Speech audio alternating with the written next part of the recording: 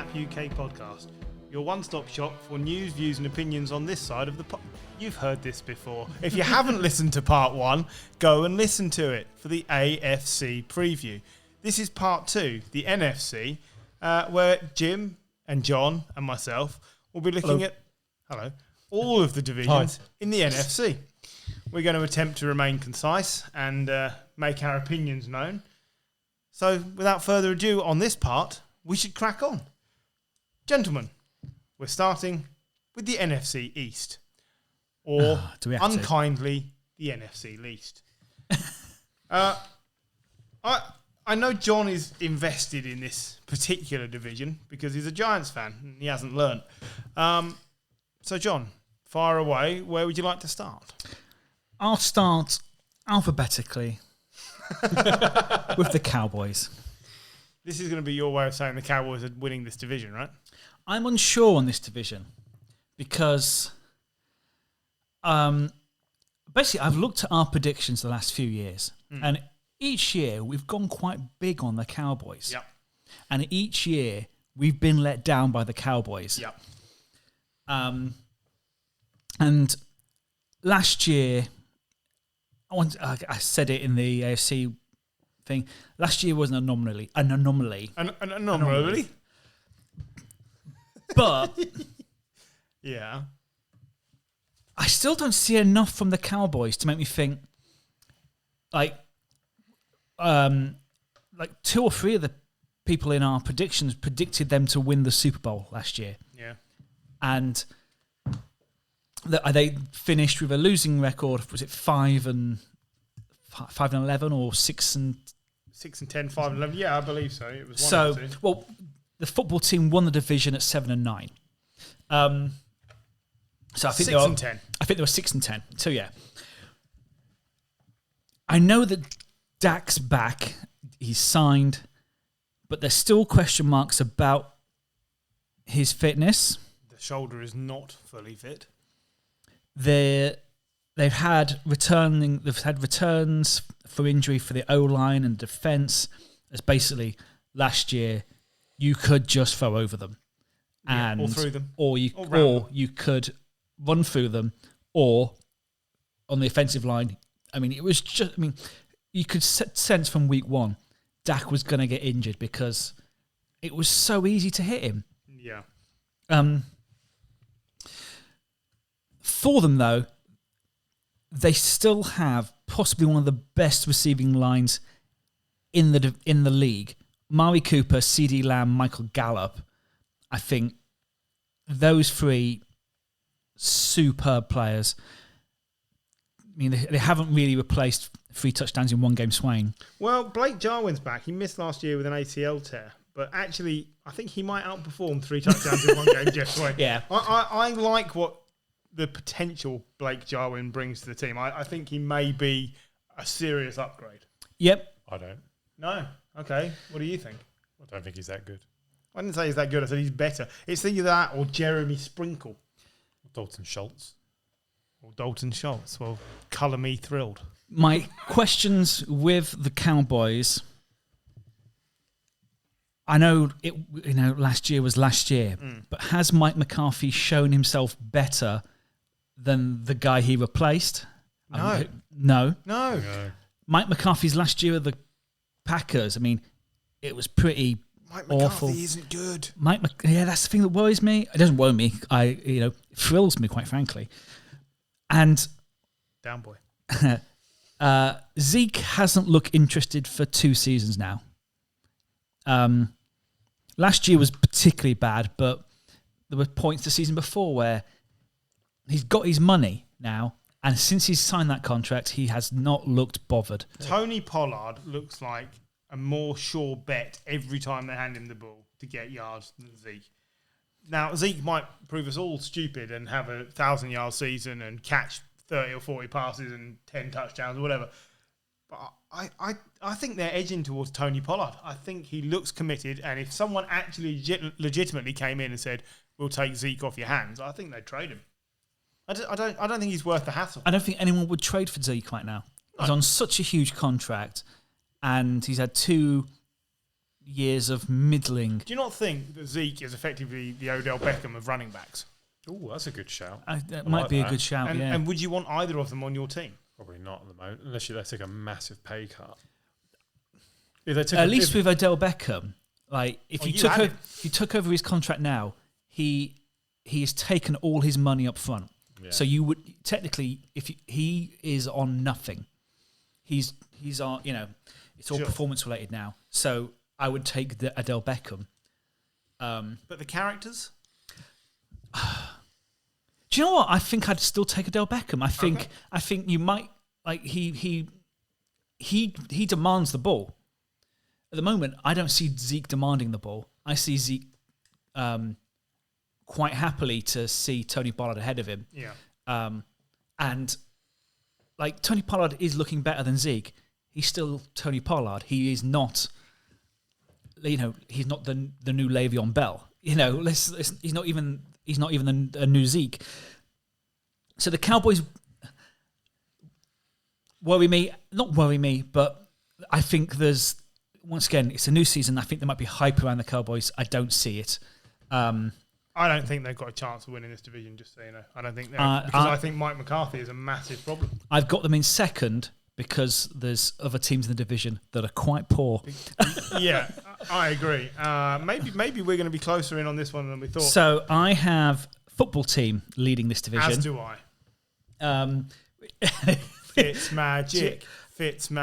And once again, I think they were able to profit on a very poor division last year. Yeah. So, like, only the second time a team's got in the playoffs with a losing record. Mm-hmm. I think the thing they have, it's coaching. I think Ron Rivera is the best head coach in this division. And Fitz is Fitz. You're going to get some great games. You're going to get some bad games. 4 or 5 interceptions are coming in one game. But he's now throwing to Terry McLaurin, Curtis Samuel, and Logan Thomas, the tight end. Yeah. As well as Antonio Gibson. He's a great running back. Adam Humphries. He's got chemistry with. Yeah. And actually, compare that to where they were last season when they had, Dwayne Haskins and a one-legged Alex Smith. Mm-hmm. I think Dwayne Haskins probably went before the end of the season before, but compared to what they've been, Tyler Heineke, they didn't have a huge amount. They've still got Tyler Heineke. He's shit. Let's not. I know there were people after his playoff performance saying, could Tyler Heineke be the guy? No, I think that's fair. He's a trumper who had no tape on him. That's all he was. But he's got a wind problem. He's a massive Trump fan. Oh, no one should be one of those. Like, if he wouldn't have been in the playoffs, he would have been on Capitol Hill. That's my belief on Tyler Heineke. Surely, though, for a football team, it's about the defence. And they've added Jamin Davis to that. I mean, Ryan Kerrigan's gone. Yeah. But Chase Young, Montez Sweat, Ryan Kerrigan Jonathan Allen. Deron Payne. Yeah, Darren Payne. I'm not having it. But yeah, the defense is division leading, and that's what's going to get them into the playoffs. I think that, and at least with Fitz, you get the bust, but you also get the boom, and you weren't getting that last year. So I think that will be enough for them to get through. Fitz is a sneaky good scrambler, but he makes teams defend the whole field because he can actually reach the whole field. And that is what Washington didn't have last year with their quarterbacks. People were able to defend their receivers. So that's why Gibson et al. At running back did well, because there was no stacked box. This year, it's going to be a case of covering everything, because we've seen Fitz do it before. He just takes off and runs, and not one shit is given. He will just run at you. Didn't he have the most running yards for Miami last year? Yeah, I believe so. Yeah. And, I know I'll get laughed at, especially when I take him in fantasy, but I really enjoy watching him. I don't care. I enjoy cheering for the guy. He has the best beard in football. Like, he could be in ZZ Top tribute act when he's finished. And so I just I appreciate what he brings to the game. And I think he's going to make Terry McLaurin an even bigger star. That's what I reckon. This team is, for me, I think there's no contest. I think they will win this division easily. I think if the Giants and the Cowboys got their act together, there's no way in hell this team are making the playoffs. But they aren't going to. Did he just say the Giants? You did say that. He said if the Giants and the Cowboys got their act together, there's no way this team. Well, let's talk about the Giants, John. Because they haven't got their act together, have they? No. And that leads us to the Eagles. The defense looks. I think it's a really good defense. The sad thing is, it's the ever-long Daniel Jones conundrum. And I know it's not ever long. It's only, but to a Giants fan, it feels ever long. Is he good enough? And what can they do when basically this year it's proven that he can't? Basically nothing. I'd have liked to see us go for a Mariota, quite frankly, or just still time. Gardner Minshew could be coming your way. You'd love. Do you know what? I'll be on the meme train. Gardner Minshew better than Danny Dimes, right? No. Much of a muchness. I think at least with Daniel Jones, it's consistent. I just think Gardner Minshew is just. That's not saying I'm consistently short or I'm consistently losing my hair. Like Daniel Jones can pass the ball with a little bit of consistency. So Gardner Minshew is just the most overrated. Oh yeah, he is, but clown. He's a better quarterback than Daniel Jones. No, I don't agree. Daniel Jones is a bottom 3 quarterback in this league. He is number 30, 31, or 32 as a starting quarterback. Yeah, potentially. Gardner Minshew is not a starting quarterback. Yeah. No, but he could be. And what I'm saying is he would be between 25 and 30. He could never be a starting quarterback. I'm sorry. Really? Yeah. We're not watching the same game. I'm saying if he was a starting quarterback, if Jones is 31, Minshew's 30. Minshew's 30? No, but like... Jesus Christ. But no, it's like I don't think it's that close. The only team Minshew's starting on is the Texans. No. I'm sorry. I completely. This is the first point we've got where we completely disagree. I think he's a way better quarterback than Daniel Jones, who has done nothing to improve his standing in the time he's been in the league, and I don't see that changing. I think this is his ceiling. He's a backup quarterback. No, I don't disagree. That Daniel Jones is a backup quarterback. I'm just saying he's Mike Glennon. Yeah. So everyone feels better. Well, he's. Let's move on to your positives though with the Giants. Let's not get angry. Let's look at the positives. Saquon isn't fit. He's fitter than he was last year. Let's give him that. He's been on the CMC diet. To be fair, I'm not as fit as I was last year, so that's an improvement on his half. He only lasted a game and a half last year, but he's that's fine. Whatever. I think Kyle Rudolph at tight end doesn't drop the ball. No. Evan Ingram drops the ball. Yeah. And I think if you got Daniel Jones, you want someone who can make the most of his passes. Well, because Daniel Jones will be dropping the ball for everyone. And Evan Ingram, I think it was 11 drops last year. Yep. I think Kyle Rudolph has had 1 in the last 4. That if that can only help Daniel Jones, hopefully as well. He learns to hold on to the ball, which he needs bigger hands. Theoretically, in most divisions, you'd have the best stable of receivers. Yeah. Now, in this division, it's the Cowboys, but in most divisions, if you had a receiving stable of Ingram, Golladay, Rudolph, Kadarius Toney, Darius Slayton, and Sterling Shepard, and John Ross, that's a really good stacked unit. Nobody's ever got anything out of Jonathan Ross. I know that. And John Ross. The potential is still there. The guy frustrates me all the time. But that unit, that group, you can afford to lose 1 or 2 players, and actually there's no massive drop-off. I really like the Kenny Golladay signing. I just feel, unlike with the aforementioned McLaurin and Fitz, I don't know if you're going to get the most out of Golladay when you're only throwing the ball 12 yards. Well, you're not. I mean, we agree Danny Dimes isn't the quarterback. The Giants seem a lot like the Broncos, don't they? In terms of you look across the team, it's a good team. The defense is really good. Yeah. And you just look at the quarterback and you just go, oh, God. Do you think, and serious question, do you think the Giants finish with a winning record? No. No, I don't. I think the defense is great, but I think they're going to be on the field too much. I've put them down for an 8 and 9, as close as you can get to a middle of the road season. That's, I think, the best you can do. 8 and 1. 8 and 1. Yeah, I think that's as good as it gets. I'm going 7 wins. So, assuming then that the Giants don't finish bottom, that brings us to the Philadelphia Eagles. This is the same as the AFC South, isn't it? Oh, It's yeah. like the Giants don't finish bottom because the Eagles are in the league. Because the thing with the AFC South is it's worse than this division. The Philadelphia Eagles could prove people wrong. The Texans couldn't. So You didn't hear that. That was me sighing very loudly. Well, all right. Let's start with the new coach, Nick Sirianni. What do we think? No, that's what I think. Yeah, okay. So we don't like the coach. What do we think about Jalen Hurts, the quarterback?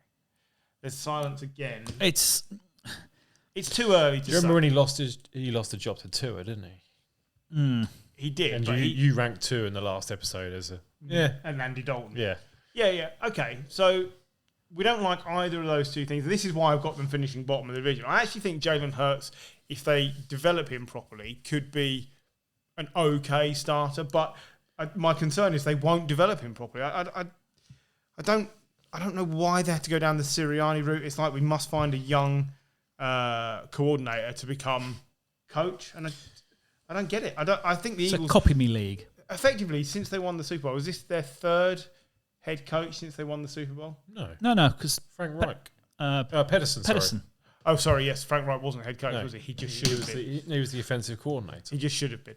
But I don't see how a team can take such many backward steps since winning the Super Bowl in so few years, 4 years. And still be pretty much maxed up against their salary cap as well. That's That's the problem. I think this is the problem. They decided to get rid of Pedersen and keep their general manager, and it's like, you've got that the wrong way round. Yeah.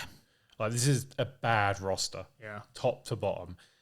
There are some, you look down at it and you see some names you like, you know. Devonta Smith, drafted. Devonta Smith looks great. Yeah, you know, Fletcher Cox, great. Jason Kelsey, great. Lane Johnson, great. All of them are getting older. Yeah. And I look at the young players coming through, and I think Miles Sanders is good sometimes, but He's so inconsistent. Other times, I think he's probably the most frustrating of fantasy running backs there is out there. Don't worry, they signed Kerryon Johnson. No, they haven't. No, they've cut him earlier today. Oh, wow, there's news I missed. Kerryon Johnson, he is the ultimate frustrating fantasy back. Wow. Boston Scott is now their backup running back. You know, they traded for Darius Slay last year. He's a good cornerback. But you look aging, 10th year in the league. You look at the rest of the backfield, it's like, no. Linebackers, no. Fletcher Cox is and Brandon Graham, the only players on that defensive side of the ball, which I'm like, okay, yeah, they're good, but they're both older. I like TJ Edwards, the linebacker, but once you run at him, he can't turn and run after you. If he doesn't get you immediately, that's it, you're done. And you need that from linebackers. In today's game where you're up against tight ends or 3 wide receivers, you need linebackers who can cover a wide receiver. Because of the cap issues, Jason Peters left, was a good player for them. Jalen Mills went to Patriots, good player. Yeah. Vinny Curry, I can't remember where he went. But they're just hemorrhaging talent whilst keeping. I mean, as well, they've still got Ertz, who doesn't want to be, but he doesn't want to be there. But he's on such a huge contract at the moment. I think people would be loath to get him because he had a particularly bad year, but they had such bad. I mean, as well, last year wasn't helped. They had such bad injuries, like the defensive line was unrecognisable from what it was at the start. Same with the offensive line, but it feels like a train wreck of a team. It does. I can feel in the room we're all looking for something positive to say, and there just isn't a lot. I mean, all right, here's a positive for you. Unlike the Jets with Zach Wilson, they've got a veteran behind Jalen Hurts. They've kept Joe Flacco, or they've signed Joe Flacco. Now, we saw Joe Flacco. He's been a statue for 4 or 5 years, but at least it's a mentor. They've got Nick Mullins as well, who, okay, he very much is a third-string quarterback, but at least he's got starting experience. Yeah. And do you know what? I would be less than surprised to see either one or not both of those play if Jalen Hurts doesn't pay off early. Yeah. And no jokes about the name aside, his style of play could easily result in Hurts getting injured behind this line. So I think you see probably all three quarterbacks for the Eagles this year. I think they'll struggle to win more than 4 or 5 games. I think they're picking second. If the Texans weren't as bad as the Texans are, I'd say they're nailed on first. I think, last year we saw that competition between the Jets and the Jags for the number 1 pick. That's what the Eagles and the Texans are doing this year. Yeah, I do. I worry. I think the Texans are that bad. I think they'll sort of storm the draft league. But I think it could be a fight between Eagles and the Bengals for 2nd and 3rd pick. All right, fair enough. Let's move. Let's go north to one of the more interesting divisions. Aaron Rodgers is back, signing and playing for Green Bay and not kicking up too much at the moment. So they must be favourites, I think. But what do we make of the rest of the division? I think this could be close to some degree. No, I think it's the Packers to Packers lose. by a mile. I think. Let me qualify what I meant. I meant behind the Packers. It could be close. Okay. The race to not quite qualify for the playoffs could be quite close. Could be quite close between the Vikings and the Bears, and then you got the Lions, who are complete. Let's another start car crash of a Let's franchise. start at the bottom in this particular division. Then let's look at the Lions, because we've just said the Eagles. You guys feel are picking second. I think the Lions are picking second. I think it's rebuild all over. I think the coach is a terrible appointment. I know that could come back and bite me in the arse, but I just don't. I'm with you on that. I don't get it. I think it's a terrible appointment. I think Jared Goff, unfortunately, has been exposed for the Andy Dalton that he is, and that's his maximum. And that's fine, but not when the rest of your roster is this bare. I wrote positives. The O-line might be okay, and I like the shade of blue they play in.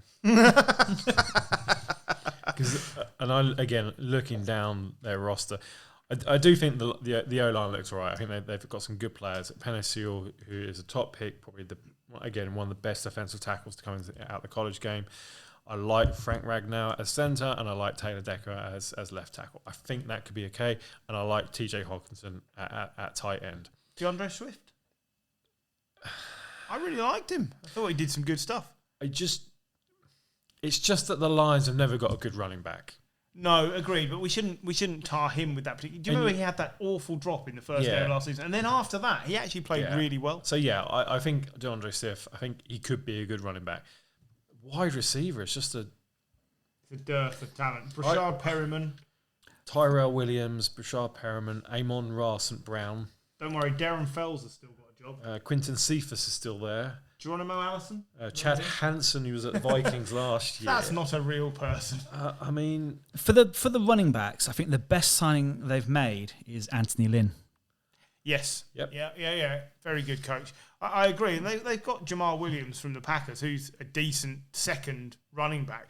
But like Jim says, we're grasping at straws here. This is a threadbare roster that is in year one of a minimum 3-year rebuild. I do think, just looking at the offense and looking at the wide receivers, I think we're going to see a lot of running game. Yes. And looking at and the way Dan Campbell was talking in press conference, he wants a physical. The way Jared Goff can't throw down. Yeah, the field. exactly. He wants a physical game. He wants it to be a little bit like the Titans were previously, where it's like we're just going to punch you in the mouth with our running game. Not sure DeAndre Swift's that type of running back, but I think he's going to see a lot of touches. Wow. Equiminius is St. Brown's brother, plays for them. Amon Ra St. Brown. He's got a younger brother called Osiris. Nice. What a set of names in that family. Their dad is a champion bodybuilder. What? There you go. What more could you want? They can call their kids whatever they like, just in case he turns up. I don't see a lot to be excited about on defence at all. No, he was Mr. Universe. John's doing his research mid-podcast. Excellent work. Like I say, he can call his kids what he likes. Yeah, the defence. I think there's two names which stand out on the roster: Trey Flowers and Jamie Collins Sr., both ex-Patriots. Yeah. And by that, I mean they're just not going to play as well in Detroit. No. We're now seeing pictures of John Brown. He's of John fucking Brown. hench. No one else can see that, but thank you. Yeah, they picked Jeff Okuda last year in the draft in third. How did that Bags go? of potential, but he just flattered us. Let me tell you how this went, because I had marked this one. He allowed 1 catch per every 6.6 snaps, which was the second worst in the NFL last year. Now, I know he was a rookie, but that is not good. Bad. And there's He's not in a much bad else. team. He's in a bad team. He's, Let's in not a, kid. he's in a terrible team. That defense is terrible. Like, it's got ex-Patriots players. We know ex-Patriots players don't work anywhere They don't else. travel. Yeah. They don't Remember- travel. It's like when Arsenal players leave. Do you remember who has the longest field goals in the NFL? Prater? Matt Prater, absolutely. The longest field goals. He's gone. He's been replaced by Randy Bullock. Oh, for fuck's sake. Randy Bullock, who's only ever hit 12 kicks of over 50 yards. Like the To guy. be fair, he was a Bengal for a while, so it's not like they were getting. Randy Bullock's been everywhere. He's the ultimate journeyman kicker. Yeah, He's yeah. played on about 14 teams. But so even one of the strengths of their team, they've dismantled. I think this Lions team wins 3 games at most, which might put them 1 up over the Texans. I think they're a good shout for 3rd or 4th pick. I don't think they're as bad as the Texans or Eagles, but they're not close. They're not far off, that's a sorry. good point. I basically, when I was putting my top 3 picks, I forgot about Dan Campbell. No one should forget about Dan Campbell. You're only going to get to see him this season, though. Oh yeah, he's gonna. But I'm gonna enjoy every minute of him because I think he's gonna be class. Oh, I think the press conference is going to be amazing. Let's jump to what I presume is going to be the top of this division, the Packers. Yes. Devontae Adams looking for a 5th consecutive Pro Bowl. Aaron Rodgers looking for a 2nd consecutive MVP. I really like Aaron Jones. Elite running back, Yeah. absolutely. 2nd in the NFL over the last few years with 30 touchdowns. The offense just speaks for itself. So let's just have a look at the defense, which has been much improved in the last few years. Yep. Where do you think they rank? Would you top 10 defense? Yes, absolutely. Right. Yeah. So give me a reason why this team isn't in the Super Bowl this year. I can't. John? This could be a fairly short review of the Packers. It's just I don't think there's much you can pick. No. Why they're not in the Super Bowl is because I think there is possibly a couple of teams in the NFC better, but on their day they can beat anyone. Their one weakness is something which they've not fixed in 2 seasons now. You can run against the Packers. Yeah. Okay. They haven't fixed probably a middle linebacker sort of position or kind of that interior defensive line. Other than that, like you look at the pass rush. I think Preston Smith and Zadarius Smith are still solid pass rushers. You look at cornerbacks. I think Jair Alexander is probably one of the best cornerbacks in the league. Darnell Savage is a good safety. I think it's a good team. One area of concern on the offense is the fitness of David Bakhtiari, the tackle. They need him to be fit because Aaron Rodgers is still pretty mobile considering his age, but obviously that's going to dwindle the older he gets. But again, he's good enough to elevate the players around him. Yes, you got Devontae Adams, who I think is the best wide receiver in football. Other than that, there's probably not a lot of quality, but it doesn't matter because you've got Aaron Rodgers. And they do have Equiminius St. Brown, the aforementioned. And they've got Randall Cobb back, so everyone's happy. Yeah. Everyone's happy, even if he's not very good. Do you remember, this is an interesting, I say interesting, it might not be interesting to you. Do you remember 2 years ago, Mason Crosby missed 5 field goals in a game, and everyone was like, oh my God, he's done for. Yeah, he's still brilliant. He's only missed 2 out of his last 44 attempts. He didn't miss any last year. That shows you when a franchise has a player who's been with them for a long time and they show a little bit of faith, it can go well. Because we saw the Colts do it with Vinatieri and it didn't go well.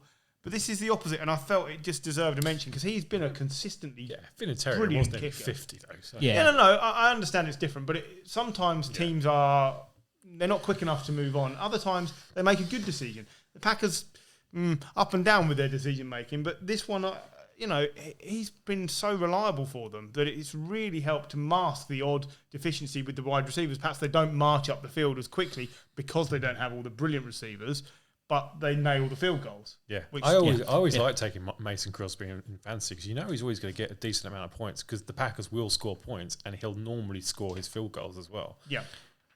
Still shouldn't have been on for his last kick though, should he? Should have fucking gone for it, shouldn't they? No, they should have gone for it. Okay, the Vikings. Fucking hell. Firstly, they're a COVID disaster waiting to happen because they can't seem to get their act together. But let's ignore that temporarily. For me, it's the team is talented. Yes. The quarterback is limited, but okay, Good enough. Right. The defense last year stunk. Oh, it was awful. Mike Zimmer as a defensive coach, his seat is on fire if they do not make the playoffs this year. So, have they done enough? And if not, what do they need to do? I don't think they need to do too much. They've made the defense older. They've made it older, but they've brought in quality with Patrick Peterson. Yeah, Daniil Hunter, they need to get the best out of him and make sure he's happy. Like he's their premier pass rusher. They can't afford him not to be happy. But they've kept most of the pieces in place. It just needs a bit more focus. I mean, Daniil Hunter didn't play last year, and that would be a huge loss for any team, losing your best defensive player. So let's assume that they take a step forward just because he's back. Will that be enough to sneak them in? Bearing in mind, we're now going to drop the Bears into this, who I think are sort of the other way around. Their defense is already there, and it's the offense that's lagging slightly. So let's combine the two. The Bears, they're going to start Andy Dalton, apparently. For now. Who, by the way, last year posted the best completion percentage of his career. But just that's an aside. They didn't win very many games with him in charge. But two, maybe one. I think it was 1-6. But regardless of that, we assume Justin Fields is going to play at some point. But he's not nailed on to be brilliant straight away. He might do some things, but I'm not sure that he should be playing. He looks fun in pre-season, but he looks like he's a rookie. You know, he's one game. Yeah. You know, it's pre-season, but. I had the Vikings finishing above the Bears just because it's a rookie quarterback. As do I. I am sure that the Bears will start Justin Fields by the middle of the season. I wrote down my summary for the Bears. Second chance saloon for Matt Nagy. If improvements aren't made, the Bears could clear out front office and coaching staff at the end of the year. Yeah, I think they would have to. I think Pace and Nagy, they're just on the edge of the hottest of hot seats. I like... See, I have Bears ahead of the Vikings just because I think the Vikings, to me, as a team and organisation, just something stinks. Yeah, agreed. I know you said we have to ignore it, but I can't ignore the fact that COVID could theoretically take away their whole quarterback room. You don't have to ignore it. It's just that it's something you cannot know. No, if they lose Kirk Cousins, you're leaning then on Kellen Mond. Well, if you lose Kirk Cousins, technically you'll lose Kellen Mond. Exactly. And then this is effectively the biggest danger, isn't it? Your whole quarterback room goes out like it did in Denver last year. Anyone name him? Kendall Hilton. Yeah, I think so. Yeah. Okay. But well done, everyone. You're probably looking at I don't even know who Cordell Patterson's there, quarterback for the week. You know, it could be. It's just fucking boneheaded. Yeah. Interestingly, I wrote my final standings as Packers, Vikings, Bears. I left off the Lions. Yeah. I have actually got the Vikings and the Bears on the same record. I think they can both get to 10-7 or 11-6. I think they can both be that good, but I don't know how you separate the two of them because they're opposite sides of the same game.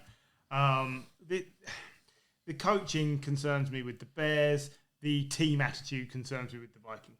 Yeah, that's fair. And I don't have a great deal else to say on either of these teams. I'm looking forward to seeing a fully fit Tariq Cohen back. I really like him, but I'm not sure he carries the Bears beyond what they can already do. And David Montgomery, quietly one of the best running backs in football last year. He ended the season really well. Yeah, he really did. They just don't use him that much. But when they figured out that they can use him... Yeah. They started because you remember they started off well. They went through that really bad patch where I regretted saying they were going to the playoffs every week, and then they picked up again once they started using David Montgomery. Yeah, I think the one other thing from the Bears is if Robert Quinn can get back to being Robert Quinn rather than I think he got 2 sacks last year, like that's a big step because he's a player they signed to be like a fulcrum of their linebacking unit, and he just didn't do it.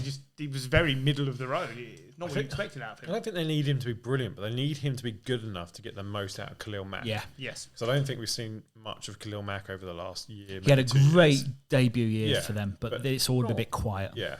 Yeah, well, it was easy to focus on him because Robert Quinn didn't perform. Any more on the north before we take a trip down south? No, there's a lot of head shaking. Let's go down south. We're fairly sure, and we'll stick with Green Bay, Vikings, Bears, and Lions. Yeah. Much of a muchness. Much of a muchness. So, down south, not like the AFC South. This could be a little different, I think, and we're going to mix it up here, I think. But I'm sure everybody's going to say the Bucks are winning this. More the same. More the same. Okay, so let's get the Bucks out of the way early. I've got them down at 13-4. I don't like this extra game; it screws up my calculations. But I'll have them down at 13-4, which is what I think.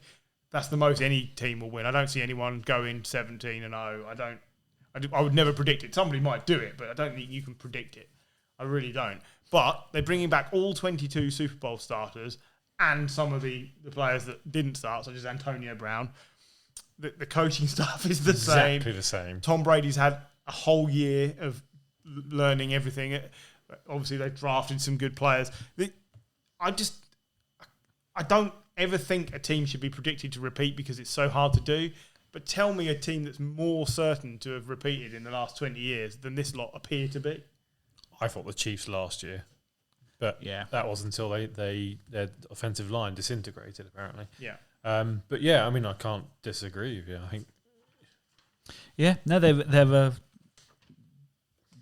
it's a great setup, and yeah, I mean, I would if they don't win 12, 14 games, I think I'd be very surprised, quite frankly, because Father Time has to catch up with Brady eventually, right? Yeah, but it's not like he's Lamar Jackson. You know, he's got a good offensive line there that can allow him to stand there for 3 to 4 seconds, which is what he just needs to get it out to one of a billion wide receivers that he has. I read a really interesting piece. It wasn't a particularly long article, but it was about the unspoken or the unproven war between Brady and Belichick, right? So everyone's saying, look, Brady's clearly the reason why the Patriots were so good. He's like the 51% to the Belichick 49% because look what he's done. That might be the case. And I openly said at one point I'd have taken Brady to the Bucks, so I felt it was time for the Patriots to move on. And I stand by it, but Brady didn't win the Super Bowl. No. The defense won the Super Bowl. Yeah. So Belichick knows that.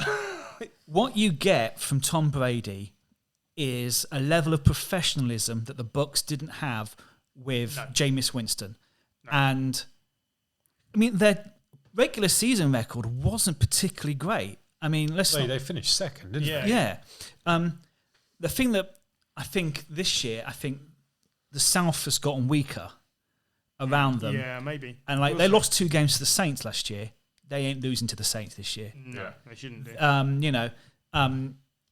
I think it was just momentum that got them there.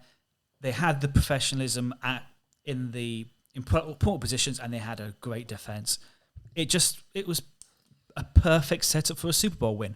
I look through this whole roster, and I think you can make a case pretty much for all the starting players to go to a Pro Bowl. Yeah. So, all right, the one that maybe sticks out, all right, maybe Leonard Fournette. But if he has a Leonard Fournette season that we saw for the Jags when it was Saxonville, you're like, all right, he's going to the Pro Bowl. Yeah, that's true. I mean, the running backs didn't turn up until the playoffs last year. Can I point out with the running backs as well, what does Brady most like out of a running back? Think James White, Rex Burkhead. Yeah, catching running back. Yeah, they signed Giovanni Bernard. Yeah. Now, Giovanni Bernard is nothing if he's not a good catching running back. Yeah. He is the James White now on this team because the Bucks didn't sign James White from the Patriots. They just went and signed the next best thing. I know Giovanni Bernard doesn't excite a lot of people, but he does that, catch the ball and pick up 5 yards. He's solid, yeah. And he's like third on the roster behind Fournette and Ronald Jones. And even Ronald Jones last year had a much better year than he has had previously. Yeah, I like Bernard. He's back. He was been back up to Mixon, but I think when Mixon gets injured and they play Bernard, Bengals used to have to change their running scheme, and it worked. And Bernard got some good yards. Do you know what was another nice story from the Super Bowl before we move on from the Bucks I never heard mentioned and I didn't know, so maybe I'm an idiot. But who was Mr. Irrelevant 13 years ago? It was Ryan Suckup, the kicker for the Bucks. Oh, is it? Who just went and won himself a Super Bowl and didn't miss a kick last year inside of 40 yards. Like, that's some career, right? Yeah. Possibly the best career a Mr. Irrelevant's ever had. I would have thought so. I assume so, yeah. That's phenomenal. Anyway, that's by the by. But yeah. He is, Brady always works well when he's got a good kicker because he picks up yards and gets them close, and he's as automatic as they come at the moment. Yeah. Right. You asked for the key player. I did, sorry. Everything. I think Tom is still the key player there because I think I think Although you listed him as Thomas Brady. I did list him as Thomas Brady. Thomas Brady, well, because he's senior now, isn't he? But I think in the Super Bowl, I think they could have won with Teddy Bridgewater or Gardner Minshew. It didn't matter. Yeah. But Maybe not Gardner Minshew. I think just what he... Daniel Jones. I don't think he mattered. I think they would have won with Griff. Literally. Yeah, ain't you right? I mean, Perry throws a nice spiral. So, whatever. But I think what he brings as a team, the organisation, the professionalism, I think it's just going to be key to them going back to wherever the Super Bowl is next year. Where I can't remember. I think we might have differences of opinion because I think this is one of the tougher divisions to call. I've put the Panthers second. I've got the Panthers second. I had the Panthers second. second. There we go. Great minds think alike. Matt Rule in his second year is always outstanding when he's had a year to work with the offense. I think you're finally going to see something out of Sam Darnold. I want to believe that Sam Darnold is still a really good player. So, and as much as I've tried not to do this all on potential, I think it's just there for him. And the Panthers are a much better run organisation than the Jets. And I think their defence is still good. Fine. It's good enough. They're not going to be close enough to touch the Bucks by some way. Oh, God, no. But to be second in this division for me, I think that would be a great result for the Panthers in year 2 of the Matt Rule turnaround. The Bucks are, they're the Super Bowl champions. They are win now. The other 3 teams are rebuilding. And I think the Panthers are the furthest ahead in their rebuild. They get the best out-and-out offensive running back, all-round player back as well. He played 3 games last year, Christian McCaffrey. Yeah. He could have come back for the last two games, but they didn't use him. No, what was the point? And exactly. That was so smart. And who's behind McCaffrey if he goes down this year? Chuba Hubbard. So is he? So they get extra points just for that, right? I mean, they've lost Mike Davis and his impressive thighs to the Falcons. I like the O-line. I think it's good enough. It's probably the only place where you could probably get a fairly kind of step up in terms if you kind of change something special. It's nothing special. It's not terrible either. Which does worry me a little bit with Sam Darnold. We've seen the issues he had with the Jets, but yeah, exactly. It's better than what he had. It is better than what we had. And as well, he's got a pre-existing relationship with Robbie Anderson. Yeah, he does. Which I feel not in that way. No, in every way. Oh, okay. Outside of Robbie Anderson, they've got the Moores, David Moore, DJ Moore, which are okay. DJ Moore is criminally underrated. I like DJ Moore. Okay. I do. Fair enough. He has a consecutive 1,000-yard season. He's not flash, but fair enough. You don't need to be flash. Solid. Never drops the ball. And don't forget they have Keith Kirkwood, whoever he might be. They have Terrence Marshall. He's my plumber as well. I think it was that a rookie wide receiver who looked really good in the draft. So they need a decent rookie season out of JC Horn, right? Yes. That's fairly key for them. The defense is okay, but that would be a huge step up if they can get to lock down one side of the field effectively. Yeah, I think Dante Jackson is a good cornerback on one side of the field.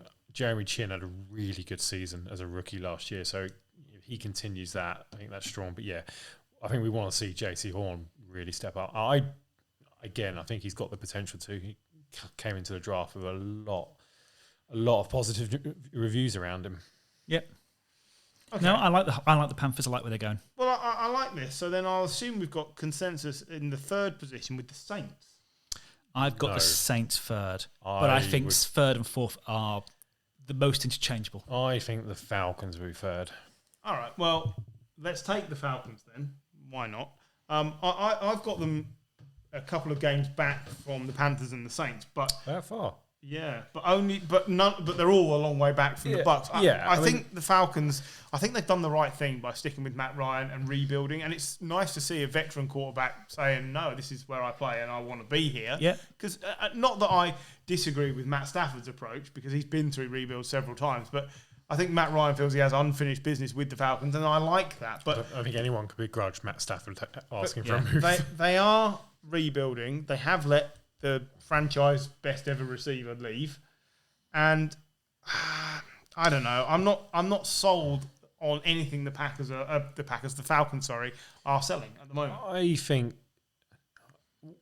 Okay, letting Julio Jones go, I take the Brian Clough view on this. It's better to let him go a year or two early than it is a year or two late. And I think Julio Jones was on the downward slide. Yeah, I think he's peaked. Yeah, I think they've got a solid, probably one of the best route runners in the league in Calvin Ridley at wide receiver.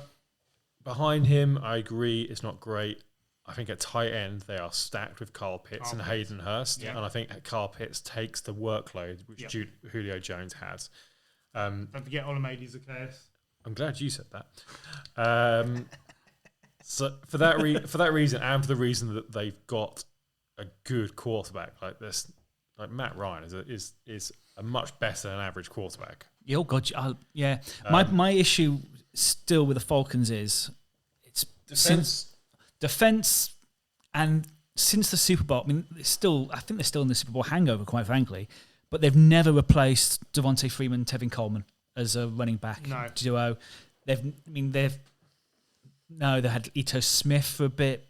He was Todd Gurley last year, scored a lot of touchdowns, but didn't move the ball enough. Is Mike Davis likely to be a massive upgrade on that? No. But let's not forget how big his thighs are. Yeah, he's got massive thighs, but. I mean, I reckon he could squash your head. Well, I'm not going to try and argue that. It was something I there is an image I'm not going to get out of my head. We all know that older quarterbacks need a running game to help them out, and it concerns me, and that is why I had them low, because I don't think they have a running game. The O-line is nothing special. I think there's actually more quality on there than you think. There's a lot of first-round picks on that line. Jake Matthews, Chris Lindstrom, and Caleb McGarry are decent picks. It's not. I don't think it's outstanding enough. I don't think it's outstanding, but because the running backs are average, you need a better O-line, and I think you'll find that they're both average, and that normally equates to not as many yards.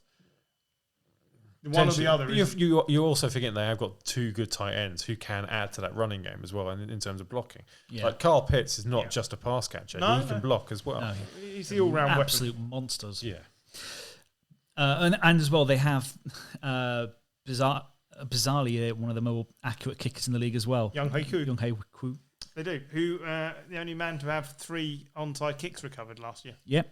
So, once again, going pieces. Very early in mock drafts. Yeah, there's pieces, but for me, it's a bit like some of the teams we mentioned earlier. They're in rebuild mode, and this year is not relevant to them. So, the Saints, the team that are left in this division, until they tell me who is starting at quarterback, I don't know how to judge this team. If it's Taysom Hill... And yet you've got them above the Falcons. Yeah, because the roster is more talented. I don't think it is. I don't think it is. Really? No. Right, you take out Michael Thomas, which we are taking out. Which we are taking out, because he doesn't want to be there, and there's ructions between him and the front office. Mm-hmm. Who's their wide receiver? You tell me. Not many options there. Traquan Smith, Marquez Callaway, Deontay Harris, Little Jordan Humphrey, and Ty Montgomery. Chris Hogan's there as well. I mean, we've mentioned Aaron Rodgers and Patrick Mahomes maybe not having kind of the depth in wide receivers, but they elevate their team. Here we're talking about either Jameis Winston or Taysom Hill being the quarterback, and no solid wide receiver who I'd even call a number 1, 2, or 3 wide receiver. And whilst I agree with you on all those things, I think I gave the Saints points for coaching, because I think Sean Payton is a top 3 or 4 coach in the league. Yep. And he always seems to get more out of players than anyone else seems to, other than maybe Belichick. So my positive was Sean Payton, but because over the last couple of years they've had Drew Brees, and he's been getting injured, and they brought in Taysom Hill, they brought in Teddy Bridgewater, and they haven't really dropped off. No. But in those years, they also had, like Emmanuel Sanders, Michael Thomas, Jared Cook. They had players. They've got no one. And he's going to have to be at his most creative best to do this. And I just don't trust the talent. The defensive line looks disruptive, as it always is. But Patrick Robinson retiring from the backfield is a loss. Yeah, that's it. I think the defensive line is disruptive, but I think you can just chuck it over them. I honestly think that the Saints could be in for a lot of high-scoring games because either you're going to have Taysom running it in or Jameis hurling it in, but they're not going to be stopping a lot of teams scoring either. Yeah, I think to me they feel much like the Cowboys last year. I think the game's going to be quite fun, but they're going to lose them. And we haven't mentioned Alvin Kamara. What do we think? I think he's a star, but I worry in this team whether they're going to be able to. If Taysom Hill plays, he's not viable because Taysom takes all his carries. He's the only skill position player who is making a Pro Bowl. If Taysom Hill takes away his touches, then you play Winston. Yeah, I agree. I think they should play Jameis Winston. I think you play Jameis Winston. He's a quarterback. Yeah. Me and Griff were mentioning this at the weekend, and I do wonder if, rather than having a third down running back, the Saints have a third down quarterback, and if they can't move the ball, they bring in Taysom Hill on a third down, who we know he likes a chuck, and he can pick up and run it, but I don't think he's not a quarterback. He's a lovely gadget to have. I just don't think a lovely gadget to have. But it is. It's great, isn't it, to have a quarterback who can or like you're advertising back women's sex toys. But yeah, maybe that's what Taysom Hill is. Right, fair enough. So that is the NFC South. That leaves us with Jim's division, the NFC West. James. Yes. What do you think? I think this is the Rams' division to lose. I think a lot of it is based on how well McVay and Stafford gel. And if they gel, I think that could be an awesome team and a really tough one to beat. Mm-hmm. They're obviously in win now mode based on the fact that they don't put any emphasis on drafts, really. No. They use all their premier draft picks to bring in known players. And, it's a way to go, but it means you're always on the hot seat. But you look at the roster and it looks solid. I think you got McVay. You've got a much better quarterback now than they've had under McVay. They've got a good wide receiver duo in Cooper Kupp and Robert Woods. They've got Aaron Donald. So you don't need anything else apart from that. The biggest concerns I have, obviously, the running back. Cam Akers is out for the season. And he's what's his face? Darrell Henderson. But there's so many free agents. 624 yards and 6 touchdowns last year. He's not terrible. Don't get me wrong. I mean, Le'Veon Bell's free. There are running backs. But out if there. you were an offensive genius like Sean McVay, apologies, you can't see my quote marks, but wouldn't you just? We could hear the sarcasm. Wouldn't you love to, be able to say, well, I brought back Le'Veon Bell, and if you can make him half the player he was at the Steelers, he's worth the whatever couple of million you're going to have to chuck at him anyway. Yeah. Yeah, I think if anybody could get something out of him, it's McVay, but I don't know whether the team would want his presence there. Potentially not. That's what holds him back, I think. And then the only other there's 2 negatives. One, Andrew Whitworth is about 90 now? Yeah. Yeah, he's 43, 44. Yeah, and brilliant player, but his left tackle is probably the second most important position on the offense. Been in the league for 16 years. Yeah, I just worry about that. And there's no obvious kind of replacement at left tackle on the roster. No. And then my other worry is that, I'm probably guilty of this in the last 2 minutes, are the expectations on McVay and Stafford just too high, and can they live up to those expectations? I don't think McVay's because of Goff, I don't think those expectations on quarterback play has been that high for McVay. Can they handle it? I think it's down to Matt Stafford to show that he's as good as people have forecast him to be, playing on a terrible team for all those years. Yeah. If he is as good as many, including me, have said, and I know, shout out to Duncan here who thinks he's crap, but I think Matt Stafford is sneakily one of the best 10 quarterbacks in the league that never gets any credit because he's played for the Lions and they've been terrible. If he is a top 10 quarterback, this team is deep into the playoffs. Yep. Because that is what was missing. Running back or not, it won't matter because he is that good, in my opinion. And McVay will be able to uncork every throw in the book. I do worry for him because it is great to be a top 10 quarterback whilst playing for the Lions, because you can just assume that Matt Stafford is, because you award him sort of additional points because he's playing at the Lions. There's nowhere to hide now. Does any of us at this table genuinely think that Matt Stafford is the problem for the Rams this season? No. So I think they can only take a big step forward, regardless of the Cam Akers. And Cam Akers wasn't like the be-all and end-all at running back last year. They shared it all around anyway. So, and like you say, there are people out there. I had the Niners top, but I actually had them on the same number of games won as the Rams. So let's get into the Niners. I have Niners top. Really? Yeah. I just don't like the Rams. I think they're fine. I don't like the Rams, fine, but it's a coin toss for me between the two. Look, Trey Lance, we think is going to be the starting quarterback eventually. Oh yeah, eventually. Right. You added that in there. No, but is this the best quarterback room in the NFL right now? Like, if one goes down and the other one comes in, are you going to see much change? We don't know. You could see a step up. That's the thing. Yeah. I don't know if it's the best I think quarterback the room. Niners would be crazy to trade Jimmy G. I hope they don't. I hope they don't either. And I feel like he's a good teammate as well. I think there was a lot of replays on social media when Trey Lance threw that touchdown of Jimmy G jumping up and down and generally looking happy.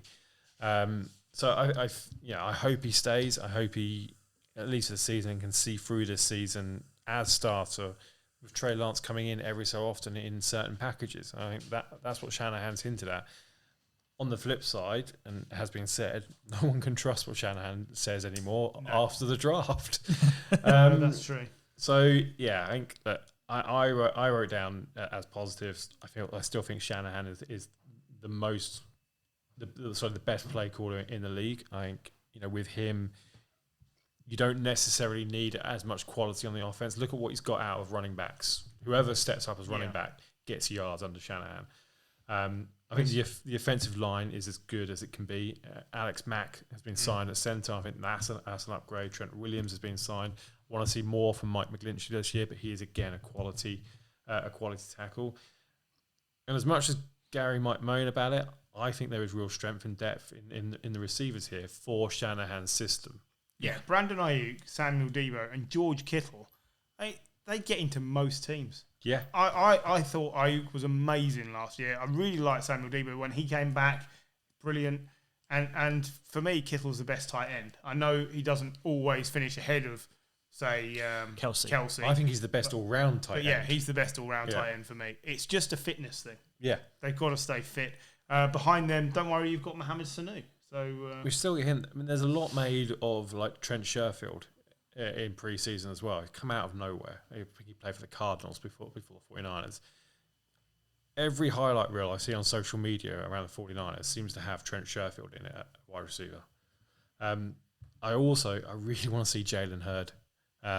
He was a third-round pick 3 years ago, and he's just been injured consistently. And this is the negative I have for the 49ers, is injuries. I think both on the offense and the defense, we've suffered terribly from injuries. And I think over the last 2 years, 1 year going to the Super Bowl was the year we didn't have many injuries. Last year and the year before the Super Bowl, we had big injuries and we lost games by a score. You're an unlucky team. Yeah. I think if you keep everyone fit on that defensive side of the ball, there's so much depth on the defensive line. It could, because of that depth of quality, it could be one of those teams that if we're playing the Titans, we could stuff Derrick Henry because, all right, maybe Javon Kinlaw needs a rest. Right. Well, Maurice Hurst comes in. That's another quality pickup. Arden Key is a quality pickup from the Raiders as well. They've both, impressed in training.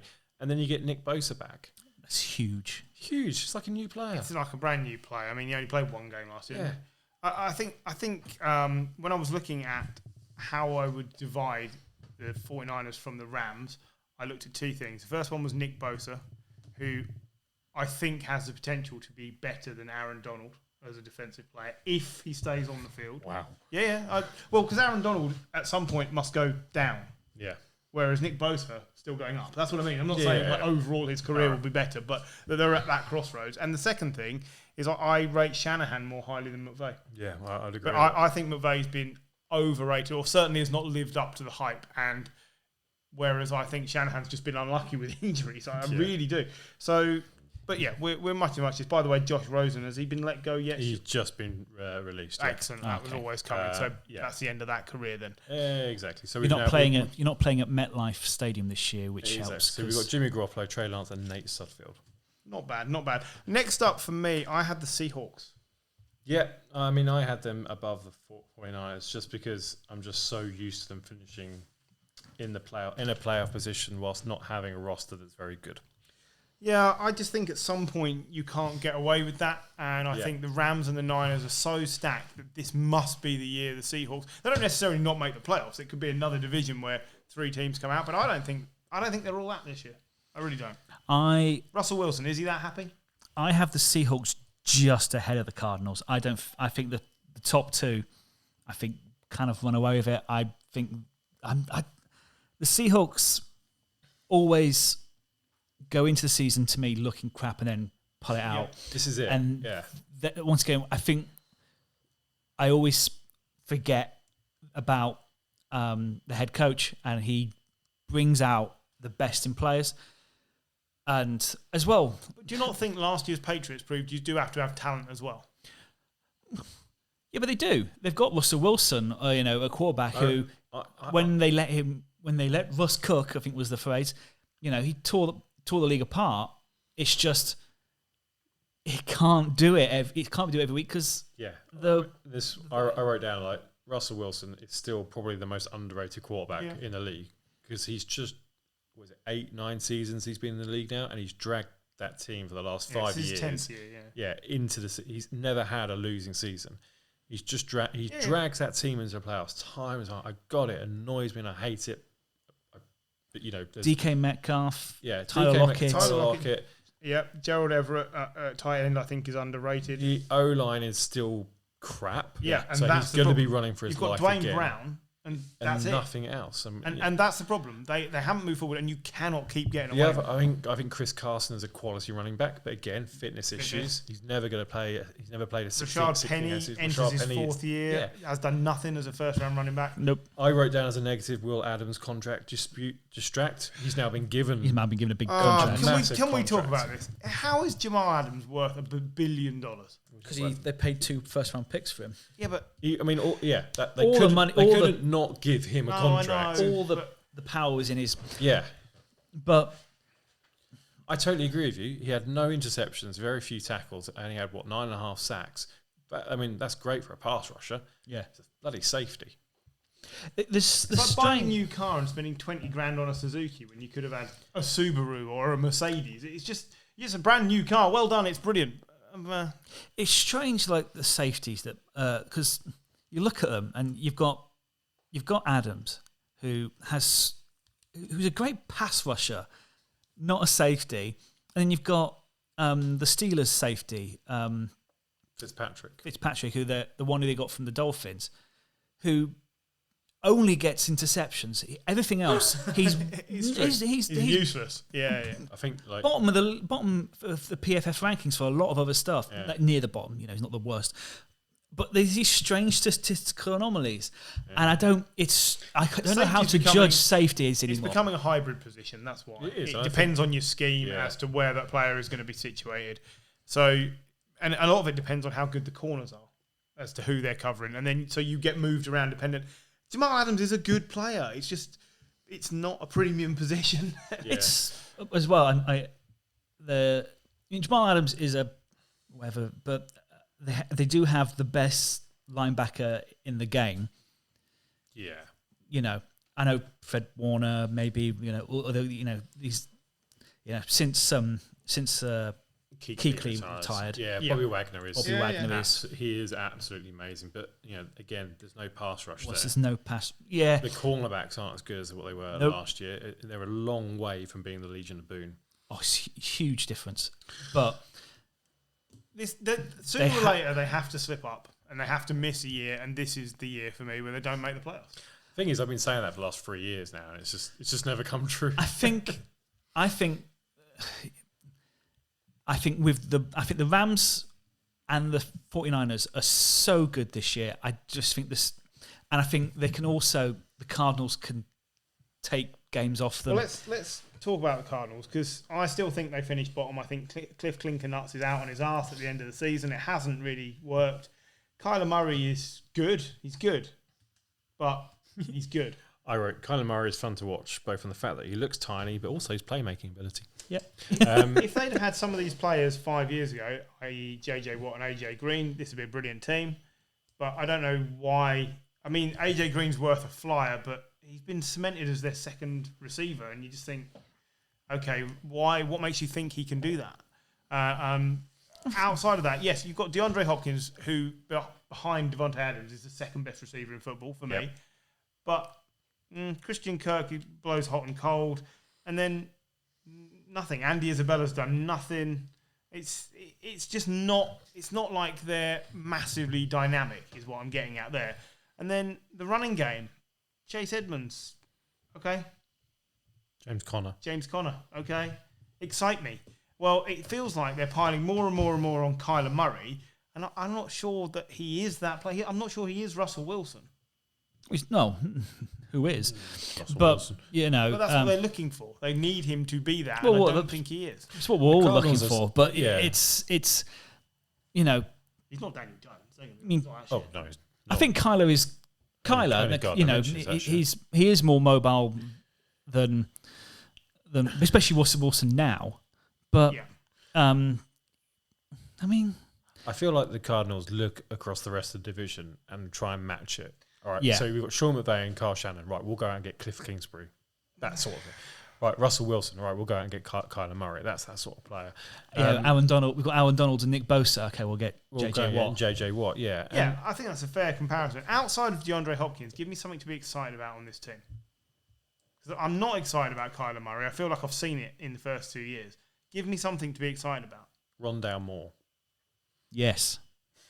What, because his name's Rondale? He's a good rookie wide receiver who, again, has had fitness issues. Probably would have been a first-round wide receiver had it not been for those fitness issues, and has blazing speed.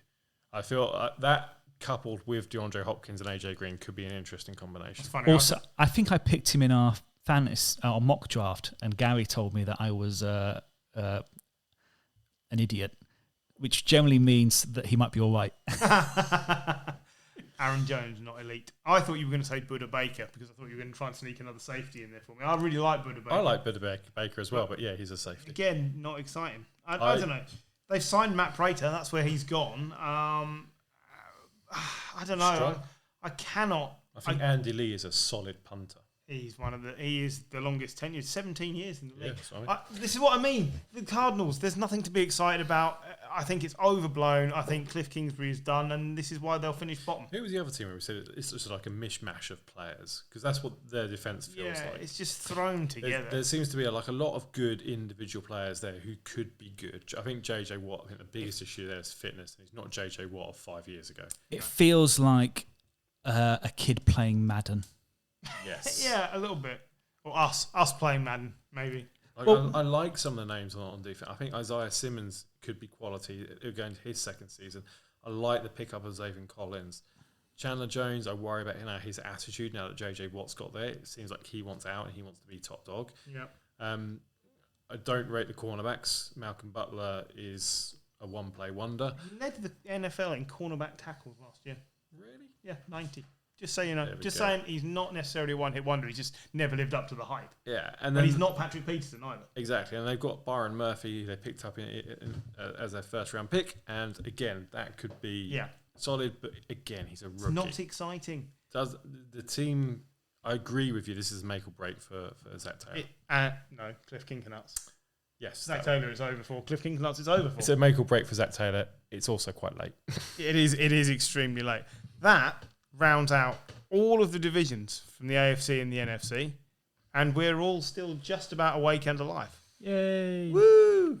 So I'm left purely to round up and say thank you for listening, and join us soon. We have to do our Super Bowl picks. Well, we'll do that next week, because hopefully we'll have a Next week's full complement of prediction. Are we taking bets on whether we are a full complement? No. No, we are not. Two people can't be asked. But 4th and Inches did ring me at the weekend and tell me I can't do this week, but I should be about next week. I was like, I've definitely heard that before. but I've heard this before, but I'm now saying it live. He made an appearance on the WhatsApp group when we mentioned my dog trying to get pregnant as well, and we knew that was with. Yeah. So he does listen. He does listen. So hopefully we can get him in next week. I was disappointed he didn't ask about doggy style. I assumed that's what he was going to do, like ask for fashion tips or something. Right. Anyway, that frivolous nonsense rounds out the podcast. Thank you very much for listening, and good night.